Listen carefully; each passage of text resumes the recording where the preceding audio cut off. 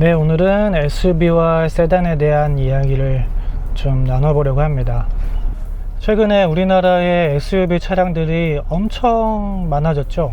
저도 최근에 한 3개월 좀 넘게 스포티지 하이브리드를 운영을 하면서 승용차와 SUV의 차이점에 대해서 좀 직접적으로 알게 됐고, SUV에서 세단으로 넘어오게 된 가장 큰 이유라고 한다면 승차감 관련된 부분일 거예요. SUV 차량들은 워낙 차체가 높기 때문에 세단의 어떤 그런 승차감을 만들어내주지 못하는 것 같더라고요.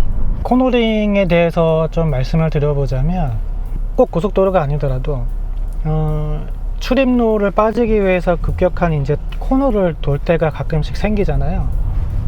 근데 승용차 같은 경우는 조금 속도가 있는 상태에서도 코너링을 돌 때 굉장히 안정감 있게 이렇게 코너를 돌아 나가는데, SUV 같은 경우는 스포티지 하이브리드 같은 경우는 이 코너를 돌아 나갈 때 조금 속도가 빠르면 타이어에서 나 힘들어요 하는 스키드 마크 음이 있죠.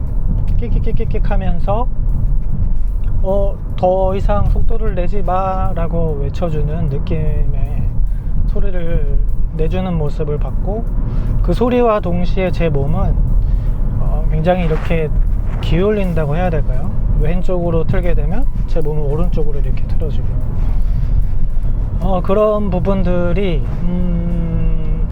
저는 운전을 하면서 조금 불안하다라는 느낌을 좀 느꼈던 것 같아요. 승차감에 대한 두 번째는 이제 방지턱을 넘을 때 느껴지는 그 불편함이었습니다. 방지턱을 한번 넘고 났을 때 그 어떤 불편한 느낌, 이걸 어떻게 말로 표현을 해야 될지 모르겠는데, 세단이 방지턱을 넘어갔을 때 그 자연스러움과 SUV의 그 스포티지 하이브리드가 이렇게 넘어가는 모습은 너무 이질감이 컸어요.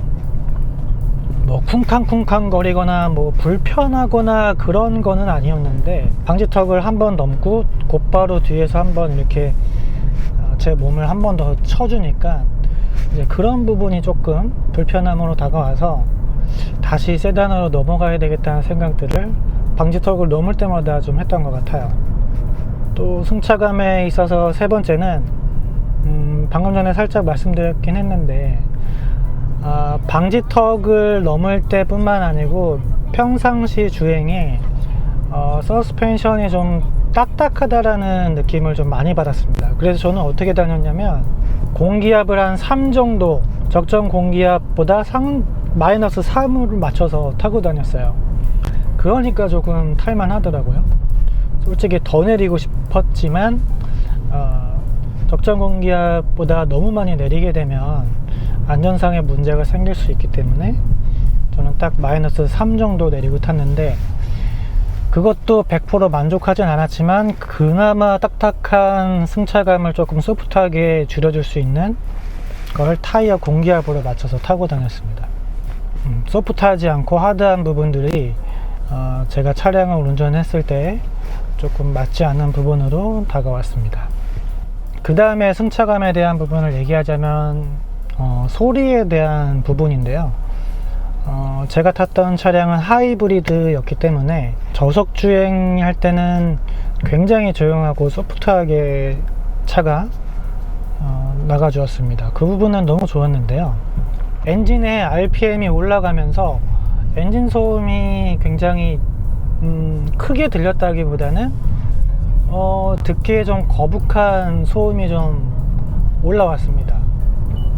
여러분들 아시는 분들도 아시겠지만 노킹음 같은 음들이 스포티지 하이브리드에서는 나타났었어요. 그래서 엔진의 벽을 치는 것 같은 따다다다다다닥 하는 소리가 3000대 정도 되면은 특히 많이 났습니다. 대신에 평지에서는 그런 소음이 나지는 않았었고요. 언덕을 오를 때만 그런 소음이 났던 걸로 기억을 합니다. 그 낮은 배기량에서 오는 그런 엔진 소음, 그 엔진의 진동, 이제 이런 것들이 저에게 좀 불편하게 다가왔던 것 같습니다. 그 다음에 또 한 가지 말씀을 드리자면, 이거는 이제 승차감과 다른 부분인데, SUV를 사람들이 많이 타는 이유는 패밀리 세단으로 이용하기 위한 것들이 이유가 좀 크잖아요. 가족들을 좀 태우고 다니거나 짐을 많이 싣거나 뭐 캠핑을 많이 다니시거나 이제 그 용도에 맞으면 적재 공간도 되게 넓기 때문에 장점이 더 많을 거라고 생각을 해요. 근데 저는 사람을 그렇게 많이 태우지 않았고 짐을 또 많이 싣지 않고 다니는 것 같아요.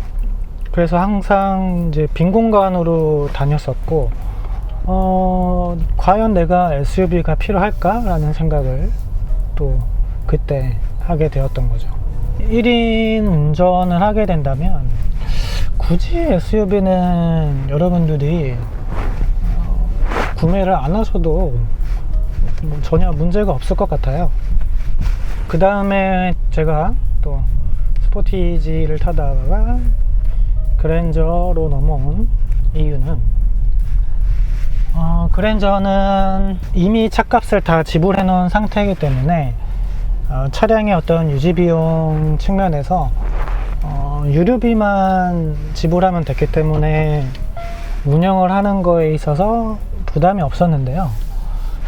스포티지 하이브리드는 장기 렌트로 이제 차량을 출고하면서 50만원씩 월마다 지출하는 게 과연 맞을까, 그런 생각들을 하게 된 거죠. 한동안을 그 차를 몰면서 잠들면서 갔던 기억이 있습니다. 그러니까 어디에서부터 졸아서 어디 위치에서 깼는지도 모를 정도로 정말 제가 사고가 안 나기를 천만 다행이었던 경험이었던 거예요. 제가 차선을 넘어서 옆차와의 충돌 직전에 깨면서 핸들을 틀면서 사고를 면하면서 깨어났던 아찔한 경험을 제가 했었습니다.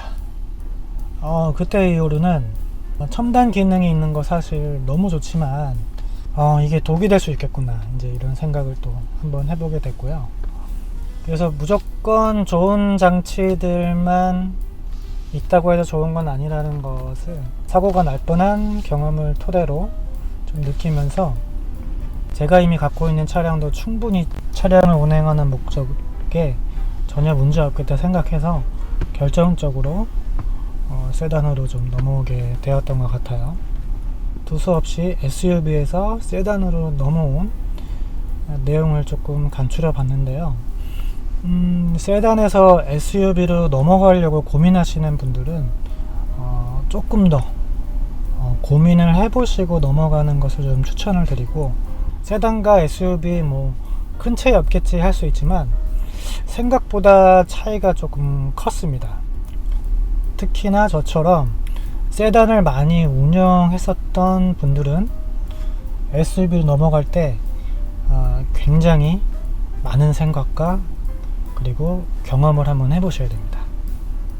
이상입니다.